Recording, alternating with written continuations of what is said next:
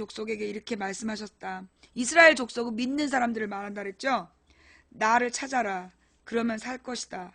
베델을 찾지 말고 길갈로 가지 말고 브엘세바로 내려가지 마라. 길갈 백성은 포로로 잡혀가겠고 베델은 폐허가 될 것이다. 여호와를 찾아라. 그러면 살 것이다. 그렇지 않으면 주께서 불같이 요셉의 자손을 멸망시킬 것이다. 불이 베델을 태워도 그 불을 끌 사람이 아무도 없을 것이다. 여기서 뭐 베델이라든가 길갈이나 브엘세바가 뭐냐면 그 당시에 많은 사람들이 예배드렸던, 오늘 우리말로 하면 대형 교회야. 대형 교회로 가지 말란 얘기야. 이게 왜냐? 대형 교회, 그러니까 지금 우리말로 치면 대형 교회고 그 당시에 아주 유명한 예배처들인데 그리 가지 마라. 그 이유가 뭐냐? 거기는 형식적인 예배만 드리고 진심이 없다. 여호와를 찾지 않는 가식적인 예배 현장이기 때문에 내가 거기 안 가니까 너도 거기 가지 말아라고 하나님께서 말씀하신다는 내용이에요. 그 다음에 중요한 건 이 대목부터야. 너희는 정의를 하찮게 여겼으며 올바른 것을 땅에 버렸다. 황소 자리에 7별과 오리온 자리를 만드신 분, 즉 모든 우주를 만드신 분, 어둠을 새벽빛으로 바꾸시며 낮을 밤으로 바꾸시는 분, 바닷물을 불러 땅 위에 쏟으시는 분, 쓰나미 같은 거, 그분의 이름은 여호와이시다. 그분은 요새를 무너뜨리시며 강하고 튼튼한 성을 폐허로 만드신다. 너희는 정직한 재판을 싫어하며 진실을 말하는 사람을 미워한다.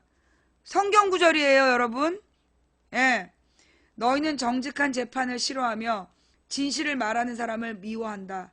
너희는 가난한 사람을 짓밟으며 그들에게서 강제로 세금을 걷어들인다. 너희가 다듬은 돌로 멋진 집을 지어도 거기에서 살지 못할 것이다. 아름다운 포도밭을 만들어도 거기에서 너희는 포도주를 마시지 못할 것이다. 나는 너희가 지은 많은 죄와 반역을 알고 있다. 너희는 의로운 사람을 못살게 굴었으며 뇌물을 받고 나쁜 짓을 저질렀다. 법정에서 가난한 사람들을 억울하게 만들었다. 그러한 때에 지혜로운 사람은 입을 다물었다. 지식인들의 침묵을 비판하는 거예요. 예, 지식인의 침묵을. 이는 때가 악하기 때문이다. 악한 일을 피하고 옳은 일을 하여라. 그러면 살 수 있을 것이다. 너희 말대로 만군 하나님 여호와께서 너희를 도우실 것이다. 악한 것을 미워하고 올바른 것을 사랑하여라. 법정에서 정의를 지켜라. 혹시 만군의 하나님 여호와께서 살아남은 요셉의 백성에게 자비를 베푸실지 모른다. 이게 오늘 우리 설교의 본문 말씀이었어요. 그리고 목사님께서 설교를 다 마치신 뒤에 공지사항. 오늘은 전국 교회가 나라를 위하여 기도하는 주일입니다. 물론 이상한 교회들도 많아요. 근데 저희 교회가 속한 교단이 그 예수교 장로의 통합 측인가 그래. 그래서 제일 그 보수적인 교단인데 이 교회에서 오늘의 기도, 회개 기도, 국정이 무너지는 것을 알지 못했던 저희들의 영적인 아둔함과 무지를 회개합니다. 우리들이 시대를 향한 하나님의 섭리와 사회적인 약자를 대변하는 예언자적인 사역을 감당하지 못한 것에 대하여 회개합니다. 간구의 기도. 대통령이 진심으로 국민들에게 잘못을 인정하고 민심을 수용하게 하옵소서. 정치, 경제, 사회 각계의 지도자들이 마음을 모아 난국을 수습하게 하옵소서. 대한민국이 정의와 평화가 다스리는 나라가 되도록 간구합니다. 예. 이게 우리 교회에서 그 기도 제목으로 나온 거예요. 근데 이제 요즘에 많은 그 장로님, 권사님들이 카톡으로 무지막지한 유언비어를 알포하면서 노무현도 800억을 거뒀다. 예. 어느 권사님들이 노무현이 800억 거뒀다라는 김경재의 말을 그 막 카톡으로 돌렸잖아. 예. 그래서 문재인 선수가 법적인 책임을 묻겠대요. 예.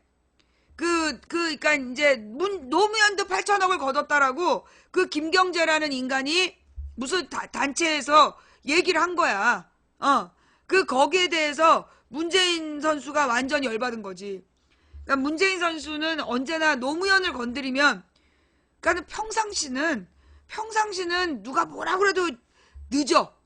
고구마 그냥 한 상자를 쪄먹고 늦어. 근데 노무현을 건드렸다. 노무현을 건드렸다 이러면 확 들고 일어나. 그래가지고 문재인 선수가 아니 그 고구마는 다 어떻게 하고 갑자기 그냥 사이다 한 박스를 먹고 나타나가지고 법적인 조치를 취하겠다고, 책임을 묻겠다고. 김경재가 누구냐? 김경재가 누구냐 하면 소위 이제 전두환 동생 전경환이 따라다니던 박지원을 김대중 대통령한테 소개한 게 김경재래. 그러니까는 김경재는 처음부터 그쪽 사람이었던 거야. 지금 그 자유총연맹인가 뭔가 그 보수단체를 대표하고 있는 사람인데, 이 사람이 김대중 대통령 때 민주당 국회의원을 했어요. 그러니 김대중 대통령이 욕먹은 거야. 김대중 대통령이 그 사람 때문에 욕먹은 거야. 박지원, 김경재 이런 사람들 때문에 욕을 먹은 거고, 그 뉴욕에 갔는데 그렇게 김경재 욕을 하더라고.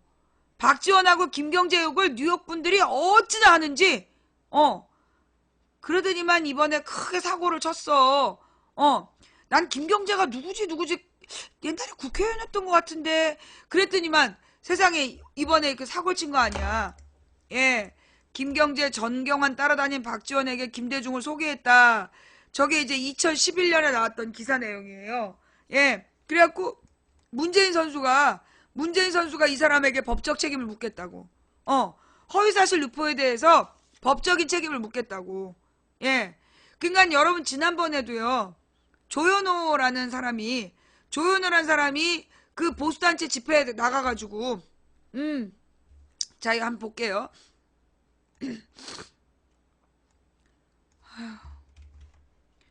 내가 이래서 미쳐. 아주 방송 시작하기 전에는 진짜 딱 죽을 것처럼 힘들어 죽겠는데, 방송 시작하면 내가 아니야. 문재인, 김경재, 노무현 대통령이 8,000원 걷었다고 책임을 묻겠다. 예, 김경재가 노무현도 삼성에서 8,000억을 걷었다라고 얘기를 했다는 거예요. 자, 문재인 더불어민주당 전 대표가 20일 노무현 전 대통령이 임기 말 삼성에서 8,000억을 걷었다고 주장한 김경재 한국자유총연맹 회장에 대해 책임져야 할 겁니다. 책임을 묻겠습니다라고 법적 대응 방침을 밝혔다. 문재인 전 대표는 이날 트위터를 통해 노무현 전 대통령이 임기 말 기업에서 8,000억을 걷었다고 김경재 회장이 집회에서 주장했네요 라면서 이같이 말했다. 그는 그러면서 자유총연맹 같은 관변단체가 정부 보조를 받으며 지금도 관제데모하고 있으니 이게 나라입니까? 라고 질타하기도 했다. 동교동계 출신인 김경재 회장은 전날 박사모 등 친정부 보수단체들의 서울역 광장 집회 때 노무현 전 대통령도 삼성에서 8,000억을 걷었다며 돈을 거둔 사람은 이해찬 총리의 형과 이하경 전 의원인데 기술을 좋게 해서 안 걸린 것이라고 주장했다. 그는 그러면서 박 대통령이 임기 말 미르재단, K스포츠재단 만든 건 충분히 있을 수 있는 일인데 관리자가 잘못한 것이라며 박근혜 대통령을 감쌌다. 증거를 대야 되겠죠? 네, 요거 증거를 대야 될 거예요. 우리가 지난번에 조현호란 사람이 노무현 대통령이 거액의 그 차명 계좌를 가지고 있는 게 들통이 나서 자살했다. 그렇게 경찰들 모아놓고 강연을 했어.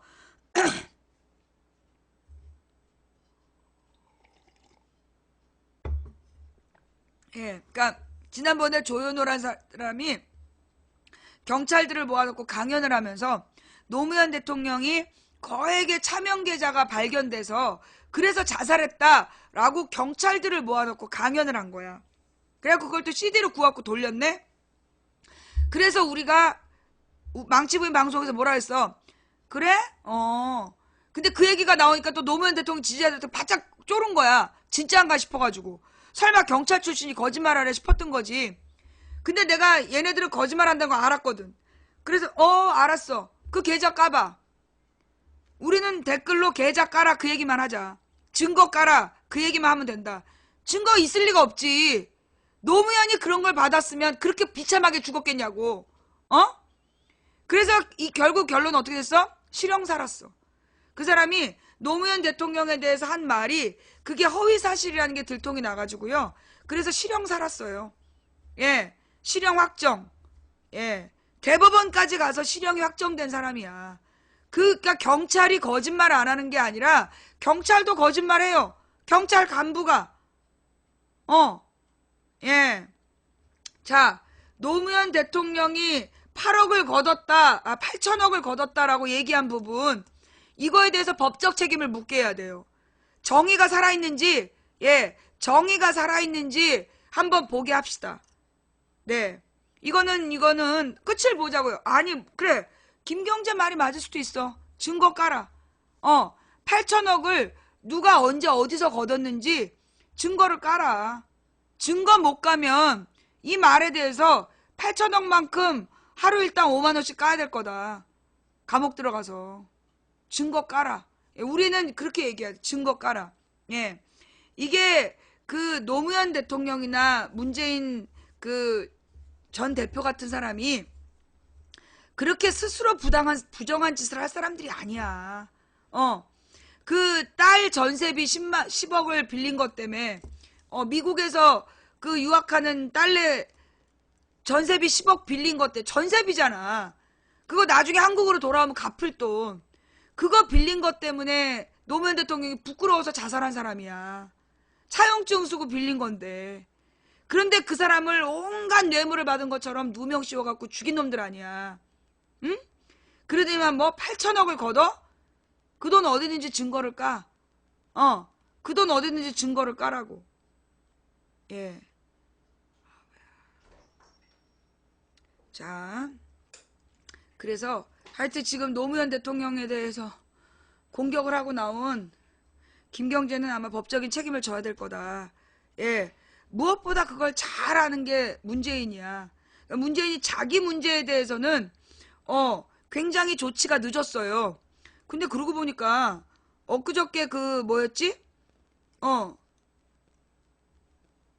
LCT에 문재인이 관여됐다라고 그 헛소리 했던 거, 그것도 갑자기 막 순식간에 고소해버렸잖아. 문재인이 바뀐 것 같아. 아씨. 이러니까 또 막 망설여지잖아. 계속 고구마 먹고 버티는 바람에 내가 이제 문재인을 접고 안희정으로 갈아타야 된다고 생각하고 있었는데, 또 이렇게 갑자기, 왜 이래. 내가 그래서 고민돼가지고, 또 막, 이 남자들 셋 사이에서 막 고민하느라고, 잠깐만 내가 급한 불을 끄고 올 테니까, 여러분 노래 하나 듣고 계세요.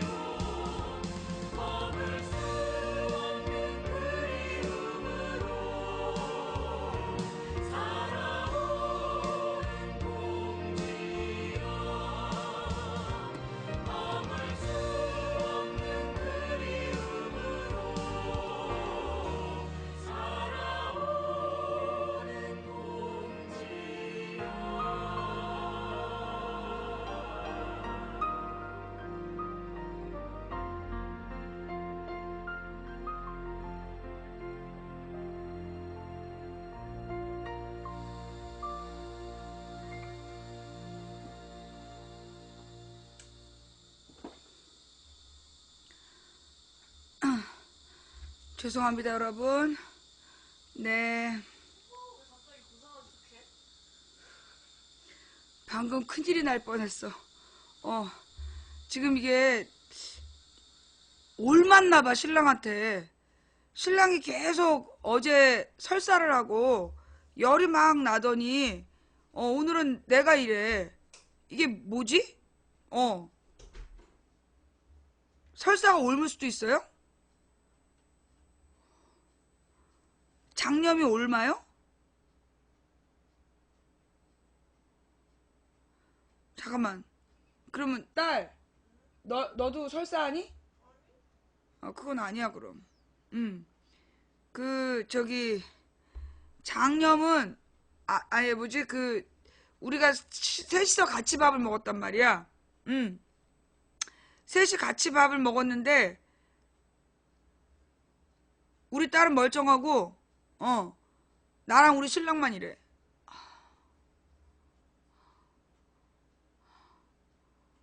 지금 우리 신랑이 신랑이랑 나랑 너무 무리를 한 거야.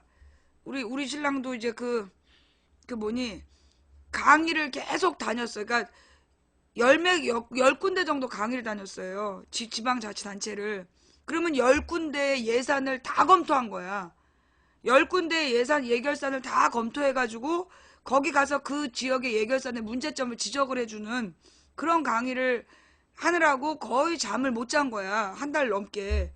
그리고 이제 그게 끝난 다음에 이제 감사 준비를 들어갔어. 지금 이제 시의회에서 감사할 때라서 시정감사.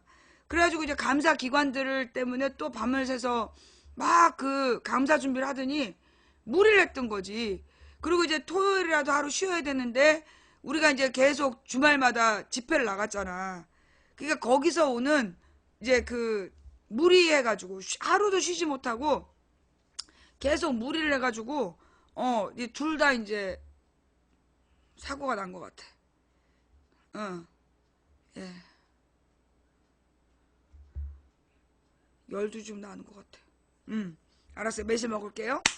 자, 그래서 오늘 짚어야 될 이야기 중에 노무현 대통령에 대해서, 노무현 대통령이 8천억 걷었다. 여러분, 이거 돌리는 사람들이 있어요. 예. 이거 돌리는 어마어마한 사람들이 돌리고 있잖아. 그 돌리는 사람들 전화번호. 얘네들이 내가 맹점을 찾았어. 이게 지금 이제 카톡을 통해서 엄청 이런 허위사실이 유포되고 있잖아요. 그죠? 그래서 우리가 이 카톡을 통해서 돌리는 사람들을, 이 허위사실을 돌리는 사람들에 대해서 전화번호를 확인하자고. 전화번호를 확인해서 이름하고 전화번호. 예. 왜냐면 이름하고 전화번호가 있으면 그건 고소 대상이 돼. 보통은 고소를 못하는 게 이게 누군지를 몰라서 고소를 못해요. 예. 이름하고 전화번호가 있으면 그 사람을 고소할 수 있어요. 예. 그러니까 이제 네. 그 전화번호하고 이름을 확인을 해가지고, 네, 그 사람한테 당신 전화번호하고 이름을, 내가 지금 이 내용을 관계자한테 물어봤다. 뭐 문재인 캠프에 물어봤다. 뭐 박원순 캠프에 물어봤다. 안희정 캠프에 물어봤다. 근데 이게 허위사실이라더라. 그러면 당신 전화번호하고 이름을 줘도 되냐? 라고 물어봐. 이제 그 얘기를 하면 허위사실은 딱 멈춰요. 예. 허위사실은 딱 멈춰. 그러니까 여러분들이 그렇게 허위사실 유포될 때 꼭 물어보세요. 이거 당신 이름하고 전화번호를 캠프로 보내겠다. 문재인한테 보내겠다. 노무현이나 김대중 문재인에 대해서 뭐 박원순도 마찬가지죠. 안희정에 대해서도 허위사실 유포하는 사람들은 이거 보내겠다. 예. 그렇게 얘기를 하면 허위사실은 바로 중단이 돼. 자, 그러면서 내가 드는 생각이 뭐냐 하면 지금 이제 어저께 광주에 이재명 시장이 갔는데 어제 박근혜 퇴진이 아니라 이재명을 대통령으로 이렇게 외친 사람들이 있었다며. 광주에 그런 사람들이 많았어요? 어제 광주에 한 5만에서 7만 모였다는데 광주에 모인 5만 명이 이재명을 대통령으로 이렇게 외쳤어요?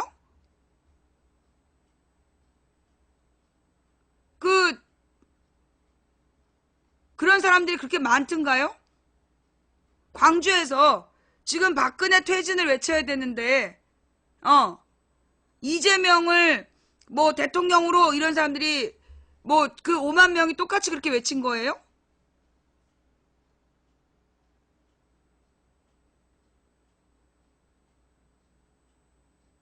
광주에서 못 들은 사람도 있고. 그러니까 5만 명이 다 같이 외친 거예요? 아니면 중간중간에 몇 명이 외친 거야? 한두 명이요. 많았다며. 많았다는 사람도 있고 한두 명이란 얘기도 있고 전혀 못 들었다. 노골적으로 띄워요. 몇 명이 중간에. 그러니까 그 호남에서 막 대대적으로 지지를 받은 거예요? 5만 명이 막 그 이재명에게 지지하는 그런 분위기였어요? 일부? 몇 명이 중간에 그런 거다. 그러니까는 뭐 5만 명이 대대적으로 이재명을 연호한 건 아니고 몇 명이 중간에서 그 저기 이재명을 대통령으로 이렇게 외치는 몇 명이 있었다는 거다. 들었다는데 몇십 명. 그러니까 몇십 명이 흩어져가지고 그렇게 분위기를 띄웠는데 광주 분위기가 거기에 동조하는 분위기였어요? 아니면 그냥 그러나 보다 하는 분위기였어요?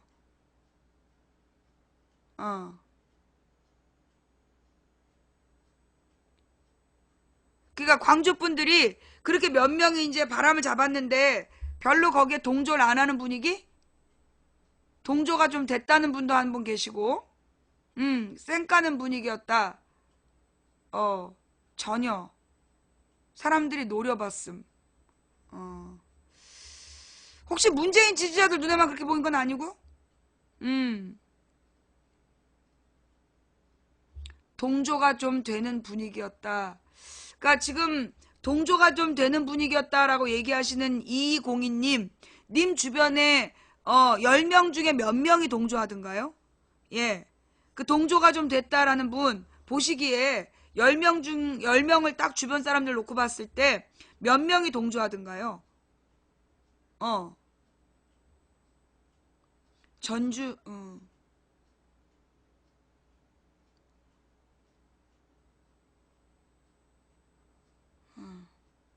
10명 중에 2명 정도. 그러면 5만 명 중에 10,000명 정도가 동의했다는 얘기예요?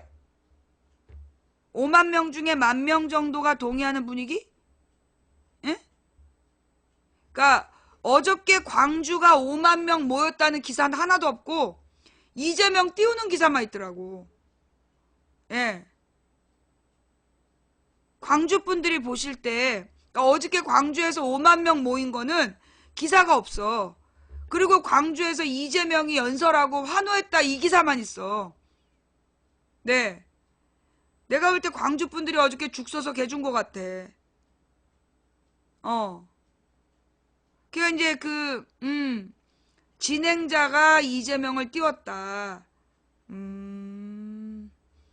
그랬군요. 예. 그러니까 이재명 기사만 엄청 많이 나오고 실제로 광주에서 모여가지고 박근혜 퇴진을 외쳤다는 얘기는 별로 내용이 없어. 그러니까 광주에서 10만이라는 기사를 봤다. 빗속에 광주 7만 촛불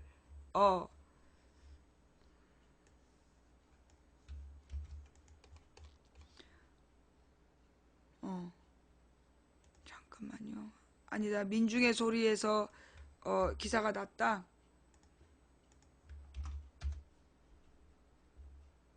야간문? 또 야간문이야.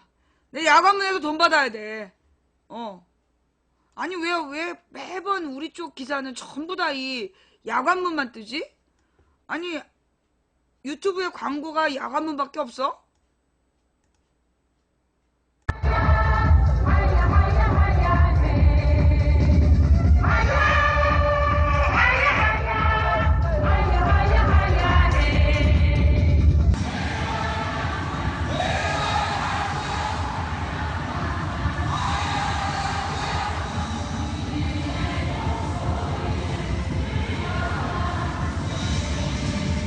이게 광주야?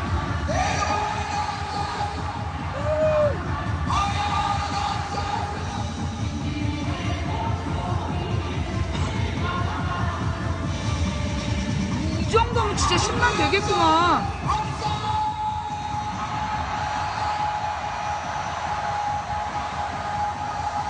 어메. 끝이 안 보이잖아. 지금 5.18 광장부터 금남로까지 지금 꽉 찼구만.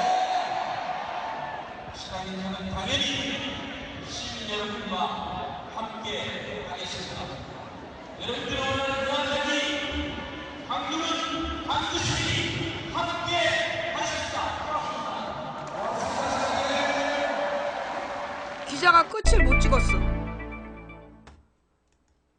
아니 이렇게 모였는데 이렇게 모였는데 이재명 기사만 도배됐잖아. 저렇게 많은 광주 시민들이 모여서 박근혜 퇴진을 외쳤는데 이재명 기사로 도배가 됐더라니까.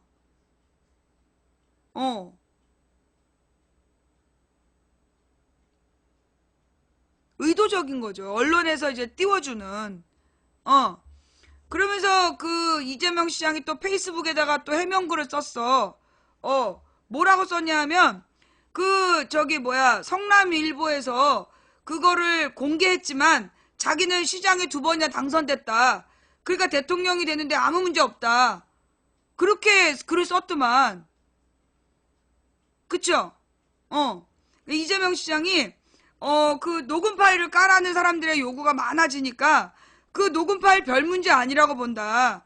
자기가 시장으로 성남일보에서 깠지만 자기가 당당히 2번이나 당선된 걸로 봐서 별로 그거 심각한 문제 아니다. 라고 얘기를 했더라고. 예. 그래서 진짜 이렇게 듣고 싶은 얘기가 뭐냐면 그렇게 자신 있으면 까면 되잖아. 그죠? 예.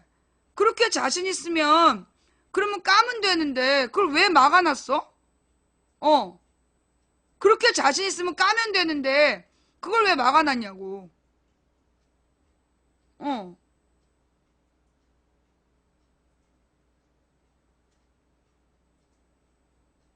지금은 녹음 파일이 한 6개 정도 존재한다는데 그렇게 별일 아니고 2번이나 당선됐으면. 근데 내가 성남 사람들 몇 명한테 물어봤는데 녹음 파일 아는 사람이 없던데요? 예. 내가 아는 나는 이제 분당 사는 사람들한테 물어봤지. 아는 사람이 없어. 예. 그 성남 사람들이 알고 찍은 게 아니라 모르고 찍은 거야. 근데 지금 자기는 그게 성남 사람들이 다 알고도 자기를 2번이나 찍어줬기 때문에 상관없다는데 내가 볼 때 그게 말이 안 되는 게 그 문제의 욕설이 나온 게 시장 시절이잖아요.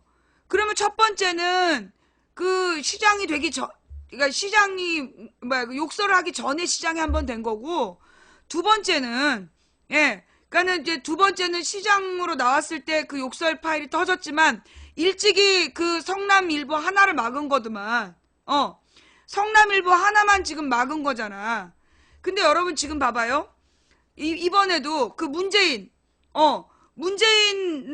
LCT 관련됐다라고 퍼돌린 사람들, 그리고 이번에 노무현 대통령이 8천억을 뭐 걷었다는 둥, 이번 집회 관련해가지고 그 카카오톡으로 막 돌린 사람들 봤지? 그 선거식이나 혹은 이 사람이 이제 선거 때까지 쓸모가 없다 싶으면 야권 경선 때 그 한 달 정도를 집중적으로 얘네들이 그 카톡 네트워크를 푼다면, 이건 허위사실도 아니라 있는 사실이야. 허위사실이 아니라 있는 사실인데, 거기다 카톡은 아는 지인들끼리잖아. 지인들끼리 그 주고받은 거에 대해서 어디까지 처벌할 수 있겠냐고. 뭐 몇만 명을 고소할 거야? 종편에서 트는 것도 문제지만 종편에서는 어쩌면 안 틀 수 있어. 너무 욕설이 심하기 때문에. 그러면 이 카톡 네트워크로 지인들끼리 무지막지하게 퍼질 텐데, 그걸 어떻게 다 잡아 고소를 하냐고. 그걸 어떻게 다 잡아서 고소할 거야.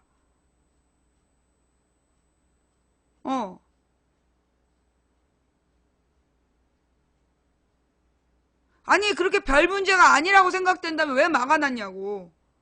내가 진지하게 묻고 싶은 건, 내가 또 사실 적시로 감옥 갈 각오하고 묻는데, 난 그래요.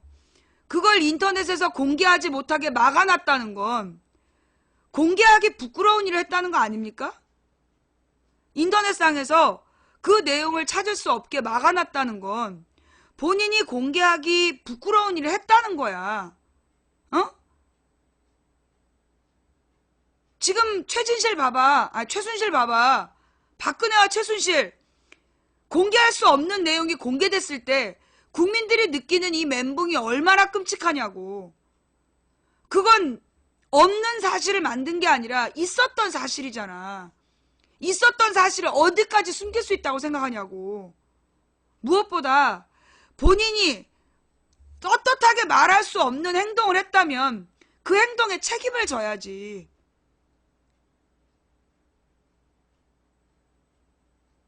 전 그래요. 뭐 공직자에게는 사생활이 없냐? 가령 예를 들어 그냥 일반 후보라면 우리가 그의 사생활에 대해서 공개하는 게 선거법 위반이 돼요. 근데 이 사람은 이미 공직자 시절에 일으킨 일이야. 여러분, 공직자가 음주운전을 했다. 그거 사생활이죠. 근데 그걸로 문제가 되잖아요. 그죠? 공직자의 사생활은 무관하다? 그러면 박근혜가 사생활로 그 최순실하고 친하게 지냈다. 욕할 수 없는 거잖아. 박근혜 동생이 마약한 걸 우리가 욕할 수 없는 거잖아. 아니, 김무성 사위가 마약한 게 김무성이 한 것도 아닌데 우리가 욕하는 이유가 뭐겠어? 공직자는 그 모든 생활이 공인의 생활이기 때문이야. 공직자의 사생활도 공인의 삶이라고. 그러면 이미 이 사람이 시장이 되기 전에 한 짓이라면 용납이 되는데, 시장이 된 뒤에 공직자로서 품위에 안 맞는 행동을 했고, 그게 녹음 파일로 엄연히 존재하고 언제든 터질 준비가 되어 있는데, 그렇게 당당하다면 그걸 공개를 해야 될 거 아니야.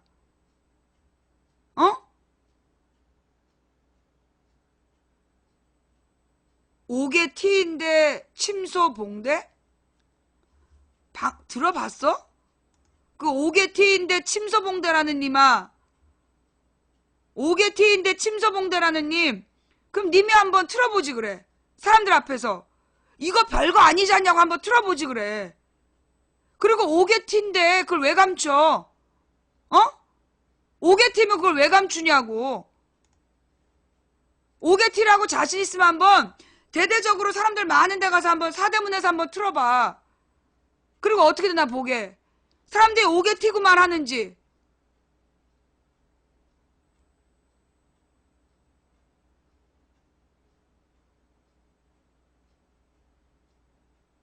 아니, 옥의 티라고 자신 있으면 한번 까봐. 그걸 왜 막아놨어?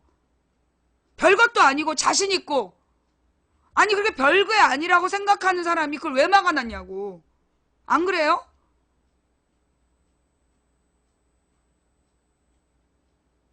대통령 후보가 되면 이거 검증이라는 걸 다 하게 돼 있어.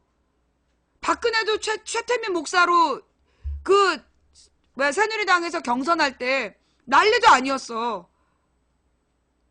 만약에 대선 후보로 나오면 그게 당연히 검증 내용이 나올 수밖에 없어. 모든 캠프에서 그걸 깔 수밖에 없다고. 그때 국민들이 느낄, 여러분 생각해봐요. 평상시에 존경하고 우리 약자 편에 서 있다라고 믿고 따르는 시민들이 지금 얼마나 많아. 점점 더 늘어나고 있어. 그 사람들이 어느 날 그 녹음 파일을 들었을 때 그 느낄 배신감, 그 멘붕 누가 책임질 거냐고.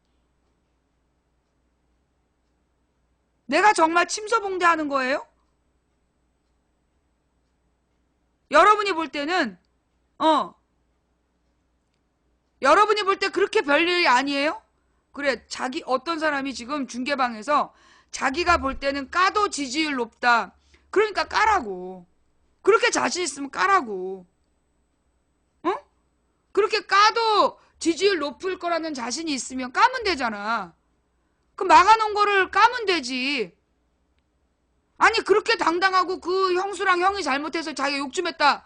그렇게 하늘을 우러러 부끄럽지 않은데 그걸 왜 막아놨어?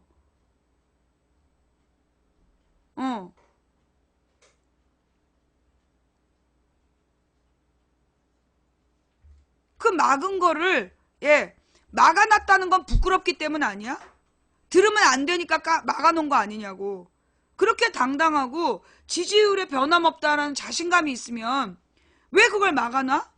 그거는 모순된 행동이지. 미리미리 우리가 예방주사를 맞자고. 미리미리 예방주사를 맞아서 나중에 그게 문제가 돼도 아니 그럴 수도 있지라고 얘기할 수 있으면 되는 거 아니야.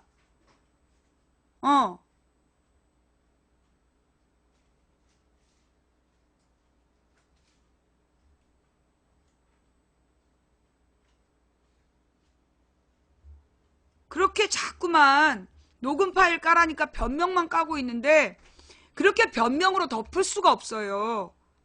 예? 지금 박 시장 조카가 중국에서 들어온 지가 몇 달 됐어. 한 달 넘었어. 근데 언론에 전혀 안 나와. 이 박 시장 조카가 중국에서 마약을 운반한 책임으로 마약을 운반한 걸로 걸려가지고 10년 동안 형을 살았어. 근데 이 사람을 박 시장 조카를 지금 우리 정부에서 데리고 왔어 한국으로. 근데 전혀 언론에 안 나와. 왜? 그거 나중에 대선에 혹시 박 시장이 대선 후보 되면 그때 깔려고. 그래서 충격을 주려고. 지금 김무성이 대선 후보가 안 되는 게 그 사위 때문에 그런 거 아니야. 사위 마약 사건 터지고 나서 그렇게 된 거 아니야. 예. 이게 나중에 깔려고 지금 모아놓은 거라고. 이 종편에서 왜 이재명에 대해서 한마디도 안 하겠어. 그 나중에 다 깔라고 지금 모아놓은 거야. 킵해놓은 거죠.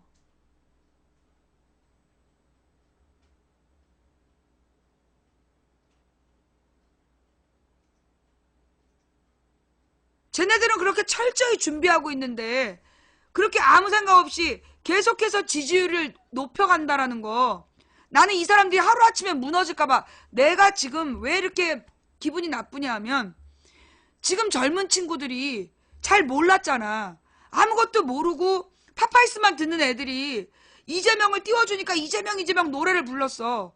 근데 어느 날 그 녹음 파일이 전부 다 까져갖고 동시에 다 욕을 해. 그래서 대선이 그냥 야권의 대선이 하루아침에 쏙대밭이 됐을 때 그 젊은이들이 느낄 좌절감, 그거 누가 책임지냐고. 그 젊은이들이 느낄 좌절감은 누가 책임질 거야. 나는 정치는 책임이라고 생각해요. 정말 막 시작한 젊은 친구들이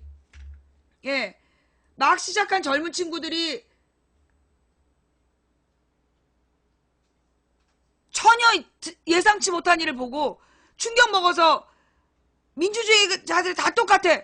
그렇게 얘기해버리면 어떡할 거냐고.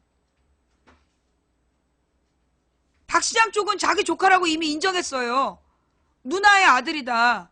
근데 누나의 아들인데 단 한 번도 선처를 요구한 적 없고 10년 전에 범죄를 저질렀다는 얘기를 들었을 때부터 엄벌에 처해야 된다라고 한 번도 도와준 적 없다. 그게 왜 문제가 됐느냐. 죄를 지었으면 벌을 받아야 된다는 게 박 시장 생각이다. 그게 박 시장 측 입장이야. 내가 확인했을 때. 그런데 그런 걸 보도를 안 해. 그렇게 입장을 밝혔는데 보도가 안 나와. 왜겠어? 나중에 선거 때 마치 숨겨온 비밀인 것처럼 깔려고.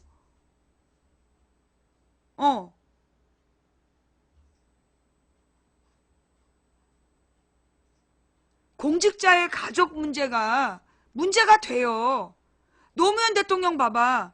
평생 임기 중에 5년 동안에 그 형 때문에 얼마나 쓸데없는 욕을 많이 먹었냐고.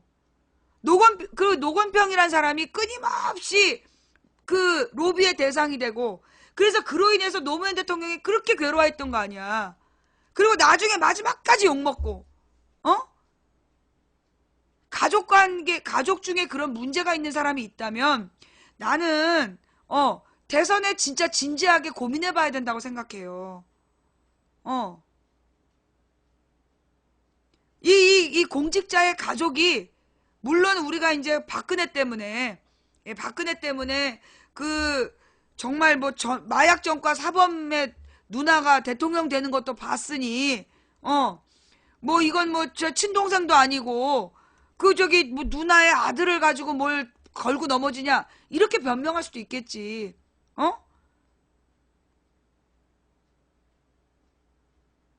근데 실제로 그렇게 문제가 있는 가족이 있다면 이건 나중에 공직생활 오래 하는 데는 문제가 된다고 봐요.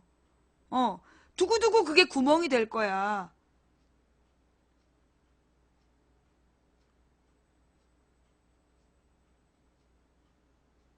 자, 그래서 지금 막 그렇게 광폭 행보를 하고 대통령 후보 불렀다고 좋다고 나가서 거기 앉아있을 문제가 아니라 녹음 파일 문제부터 해결을 하라고.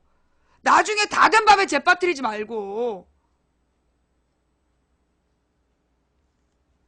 자, 오늘 뭐 8명이 모였어요. 예. 8명이 모여가지고 그 공동 입장을 발표했어.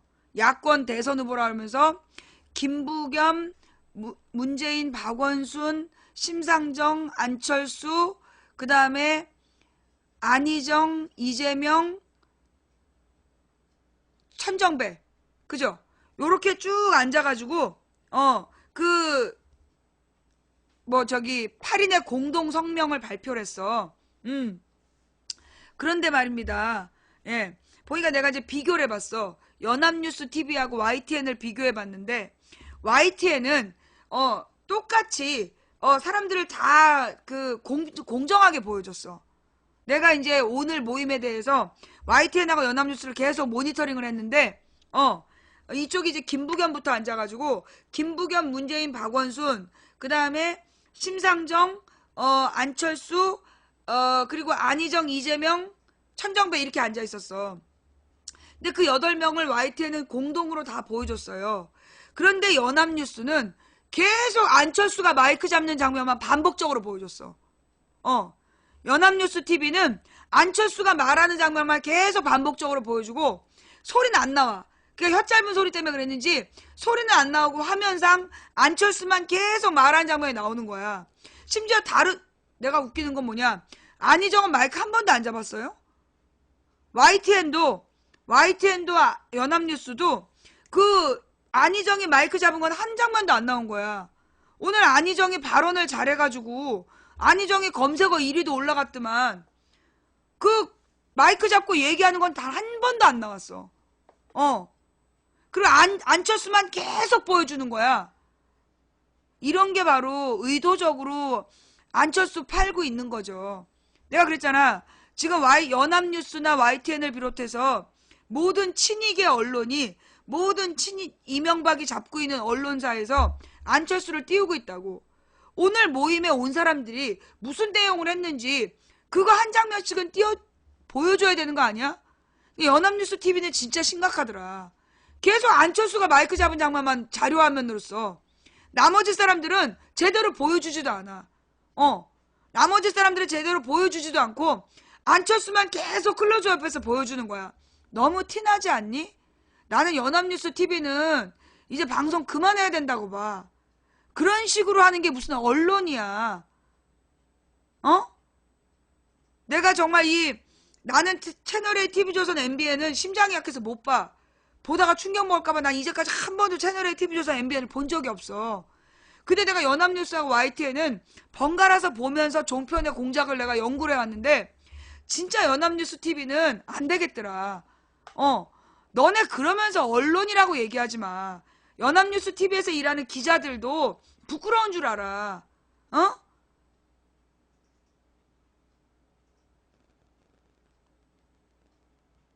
너무 진짜 지나친 거 아니야? 자, 좌우지간. 이게 이제 그 언론에서는 안철수를 띄울 목적으로, 예, 안철수를 띄울 목적으로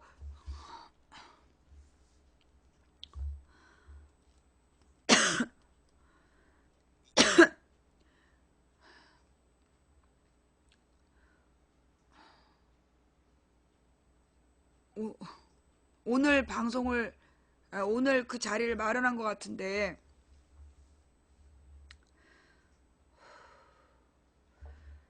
잠깐,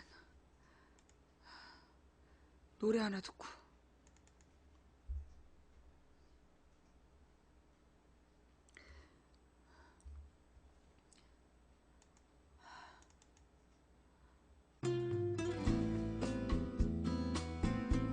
뭐야.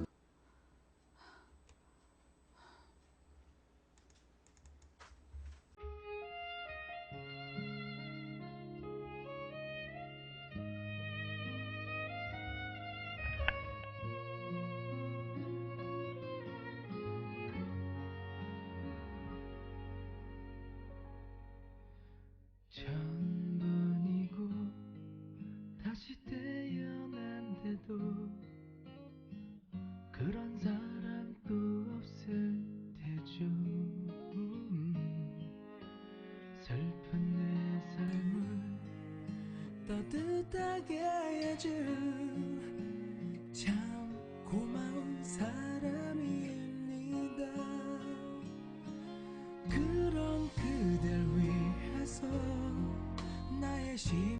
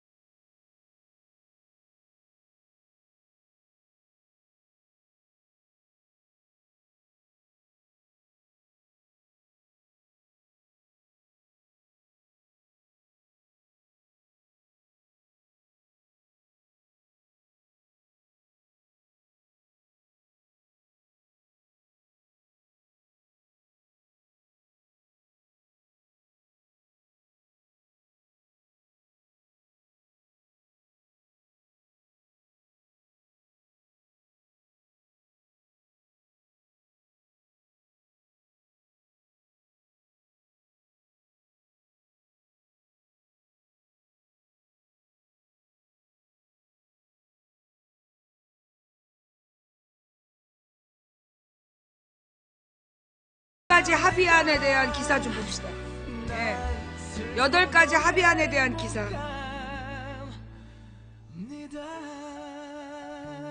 공진단도 먹었고 먹을 수 있는 건 다 먹었어. 이게 심장이 안 좋은 줄 알았는데 보니까 그 식도염이 생긴 것 같아. 식도염이 생기면 가슴이 아프다고 들었거든. 지금 이렇게 여기 가슴이 너무 아파. 근데 이렇게 보니까 위장이 딱딱해. 위장이 딱딱한 걸로 봐서 이건 이제 위장하고 식도하고 다 같이 문제가 된 것 같아. 예.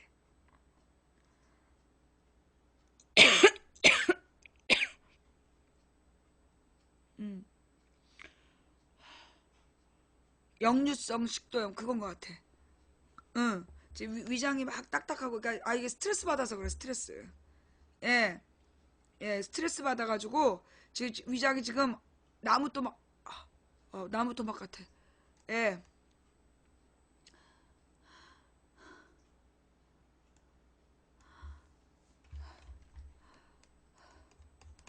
그래서 그래.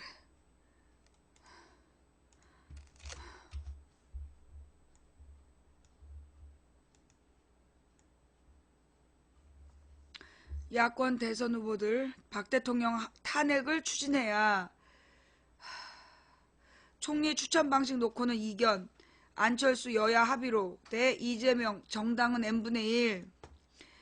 안철수 국민의당 전 대표는 20일 박근혜 대통령이 최순실 등과 범죄를 공모했다는 검찰의 수사 발표와 관련해서 질서 있는 퇴진과 함께 여야 합의 총리와 탄핵을 병행 추진할 때라고 주장했다. 이날 오후 국회의원회관에서 열린 야권 대권주자 비상시국 정치회의에서 박 대통령은 본인이 스스로 한 대국민 사과 약속, 수사협조 약속마저 어기고 국정에 복귀하고 반격에 나서고 있다. 퇴진 시한을 정해도 응하지 않을 것으로 보인다라고 말했다. 천정배 전 대표도 박 대통령이 스스로 퇴진할 가능성이 거의 없는 현실을 직시해서 지체 없이 탄핵을 준비해야 한다며 새누리당 의원들이나 헌법재판관 일부가 탄핵에 부당한 차질을 빚게 하지 못하도록 범국민적인 압박을 계속 가해야 함은 물론이다라고 가세했다. 심상정 정의당 상임대표 역시 국민은 26일까지 시한을 줬다며 만약 박 대통령이 그때까지 자진 사퇴하지 않는다면 국회는 국민 명령대로 헌법에 의거해 탄핵 절차에 들어가야 된다고 거들었다. 이재명 시장도 이 상황을 그대로 방치할 경우 국민과 대통령이 광장에서 부딪혀서 심각한 불상사가 될 수도 있다며 자진 사퇴를 위해 치열하게 싸우고 중간에서 보완 방법으로 보완 수단으로 정치권은 지금 즉시 탄핵 절차에 착수하는 것이 옳다고 가세했다. 총리 추천과 관련해서 여야 시민사회 종교계 등이 참여하는 그야말로 범국민적인 협의체에서 이 문제를 정하는 게 좋다라며 여야 정당은 n분의 1로 참여하는 게 마땅하다고 주장했다. 김부겸 민주당 의원은 오늘 검찰 발표를 보니까 8가지 합의안을 달라고 그런 건데 사실상 대통령에 대한 정치적인 책임 탄핵을 물을 수밖에 없는 상황이다. 대통령이나 총리가 수습 능력이 있으리라고 보이지 않는다. 국회가 빨리 국정수습 방안으로 책임총리 방안을 내고 그 책임총리가 수습의 길을 열고 다음 대한민국이 나아갈 길을 밝혀주는 방안이 되었으면 좋겠다라고 밝혔다. 박원순 시장은 촛불 민심의 핵심인 대통령의 즉각 퇴진을 이뤄내고 대한민국의 새로운 역사를 써야 된다. 무엇보다 헌정을 유린하고 농단한 책임자들에 대한 처벌에 엄정하게 진행되어야 된다. 최순실 게이트의 모든 책임자를 즉각 법정에 세워야 된다고 주장했다. 안희정 도지사는 민심의 바다에서 이미 대통령은 탄핵받았다. 국민은 원한다라며 박 대통령이 이 민심에 버티기로 일관하고 있는데 왜 버티기로 일관하는가? 언제나 야권이 분열했다는 그들의 믿음이 이 버티기의 큰 원천이 아니겠나. 야권은 힘을 모아야 한다며 야권의 단결을 강조했다. 자, 오늘 이 모임은 내가 볼 때 의도가 뭐냐 하면 안철수에게 포커스를 맞추고 그 다음에 야권 후보를 쫙 늘어나가지고 야권 후보들을 늘어나가지고 표를 분산시키려는 목적이었던 것 같아. 오늘 여기에 천정배까지 끼워 넣어가지고 천정배 심상정까지 끼워 넣어서 오늘 이 모임을 한 목적은 안철수에게 포커스를 맞춰주고 그리고 이제 야권 후보를 막 늘어나가지고 야권표를 분열시키려는 게 목적이었던 것 같다. 그러니까 옛날에는 이제 그러니까 박근혜와 나머지 8명이었다면 이 속에 안철수를 두고 안철수에게 막 포커스를 맞추고 싶어서 오늘 그 모임을 했던 걸로 나는 보인다. 그러니까 옛날에는 이제 박근혜와 7난장이었다면 이번에는 안철수와 7난장이 요거를 의도했다. 예, 내가 볼 때는. 그런데 그랬고 언론에서는 계속 안철수에게 방점을 찍었는데 도리어 네티즌의 반응은 안희정이 여론 그 검색어에 올라가 있더라. 그러니까 이제 안철수에게 방점을 찍고 싶어서 오늘 이제 그 보여줬는데 워낙에 비주얼이 출중했잖아. 이 안희정이 워낙에 비주얼이 출중했고 그리고 이 가장 핵심적인 문제 그러니까 안희정은 야권의 단결을 강조했잖아. 그래서 이제 아무래도 이 그 안철수가 지가 딱 가운데 앉아갖고 안철수는 심상정과 그 안희정 사이에 앉아서 포커스를 받고 싶었던 것 같은데 내가 볼 때는 심상정이 여자잖아. 그리고 이제 여자라서 눈에 확 띄었어. 옷까지 빨간색을 입고 나와갖고. 그런데다가 안철수 옆에 그 안희정이 있었던 거야. 안희정 옆에 커다란 이재명, 얼굴이 커다란 이재명이 있고. 그래서 비주얼이 집중이 된 거야.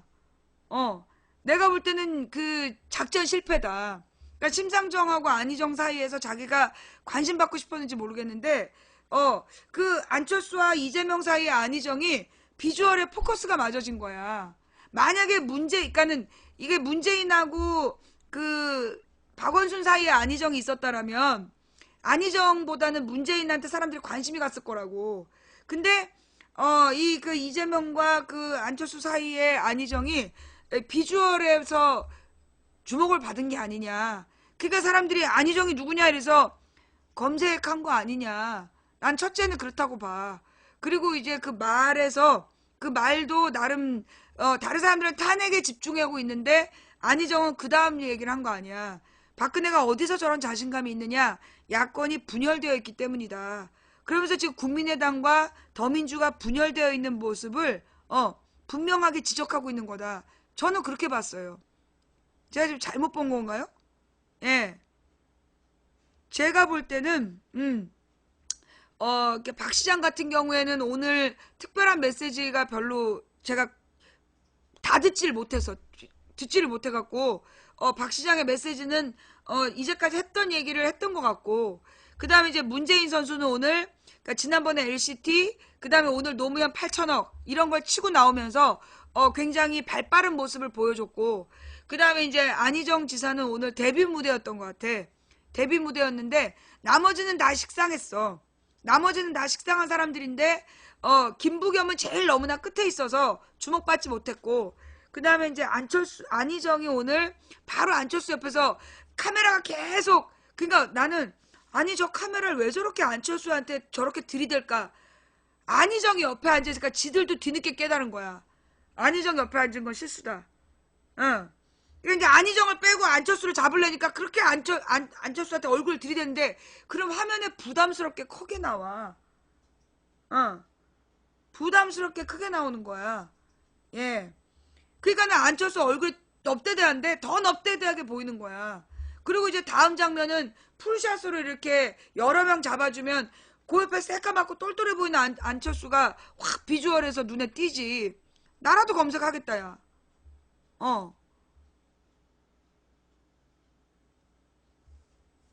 예. 내가 너무나 편파적으로 보고 있나?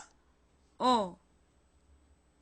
그럼 근데다 이제 그 내용도 좋았고 일단 비주얼에 관심도 끌었는데 그 안희정이 했던 말을 듣고 많은 젊은 친구들이 반응을 하더만. 예. 그리고 지금 이제 안희정이 좀 약간 되게 철학적인 얘기를 해. 그래서 지금까지 너무 어렵다 그런 비판을 많이 들었거든요. 예. 안희정이 좀 너무 어렵게 얘기를 해가지고 약간 그러니까 철학적인 얘기를 해서 좀 어렵다는 얘기를 많이 비판을 들었는데 오늘은 되게 쉽게 얘기한 거지. 예. 아니 저기 철학과야? 고대 철학과? 아 진짜 어쩐지. 그래서 그렇구나. 아이 내가 진짜. 그게 그렇게 말이 어려웠구나. 공부를 대충 했어야지. 아 그 시절엔 공부도 안 했을 텐데. 예. 뭐 하여튼 됐어요. 좌우지간 이제 안희정 지사가 이제까지는 말을 되게 어렵게 했어. 그래가지고 도대체 무슨 말 하는지 몰랐는데 오늘은 굉장히 그 대중적으로 평이하게 얘기하면서도 깊이 있는 말을 한 거예요. 위에 있는 사람들이 다 똑같은 말을 했어. 박근혜 탄핵을 중심으로 얘기를 했는데 안희정만 뭐라 했냐면 민심의 바다에서 이미 박근혜는 탄핵 받았다. 국민은 지금 원하고 있다. 이 박근혜가 근데 이 민심에 버티기로 일관하고 있는데 왜 버티냐? 이건 야권이 분열했기 때문이다. 그래서 이 믿음이 이 버티기의 큰 원천이 아니냐. 그러니까 야권이 힘을 모아야 된다라는 핵심을 이야기한 거죠. 그래서 내가 볼 때는 오늘의 8인 모임은 안희정, 그러니까는 안철수 팔려고 열었는데, 예, 안철수를 위해 자리 깔았는데 안희정이 스타 돼버린 자리가 아니었나. 예, 제가 볼 때는 안철수 띄우려고 만든 자리였는데 안희정이 스타 되고만, 그러니까 그런 거지. 작년에 왜 전쟁 얘기할 때 판은 박근혜가 깔았는데 재미는 망치 부인이 봤다. 예, 어떤 일베가 그랬다며.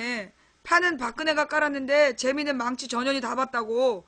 왜냐면 그때 처음으로 6천 명이 넘었거든 시청자가. 우리 방이 이게 고정 3천 명이었는데 작년에 그때 막 6천 명이 처음 넘었어. 그래가지고 그 판은 박근혜가 깔았는데 재미는 망치 전현이 봤다 그랬는데 이번에는 이제 판은 안철수가 깔았는데 재미는 안희정이 봤어. 내가 볼 때는 이제 재미는 안희정이 봤다. 그 다음 자 우리가 이제까지 계속해서 탄핵은 안 된다란 이야기를 상수로 뒀어요. 그래서 지금 이제 박근혜가 물러나야 된다라고 얘기하는 국민 80%가 탄핵은 15%, 나머지 65%는 하야를 얘기했단 말이야. 왜냐하면 지금 헌재를 믿을 수가 없다. 헌재를 믿을 수가 없고 새누리당 좋은 일이다 라고 얘기를 했단 말이에요. 자, 그런데 지금 상황은 이제까지 이제 우리가 탄핵은 안 한다라는 기준이었어. 예, 탄핵은 이제 제끼고 가능성 없다라는 전제로 여기까지 왔단 말이에요. 근데 오늘 변수가 생긴 거예요. 오늘 변수가 뭐냐면 박근혜를 공모자 혐의로 기소했다는 거. 박근혜와 공모하여.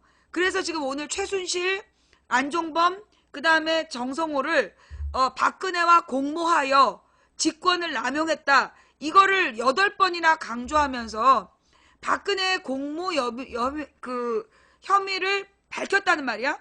그리고 이제 그 박근혜가 범죄를 공모했다라고 사건을 입건을 했고, 그래서 이제 검찰이 지금 이제 판을 뒤집으려고 하는 것 같아요. 예. 그래서 이제 박근혜를 공모자라고 명시하고 그리고 피의자라는 거를 공개했단 말이야. 피의자라는 걸 공개해서 지금 이제 판을 흔들고 있는 거야.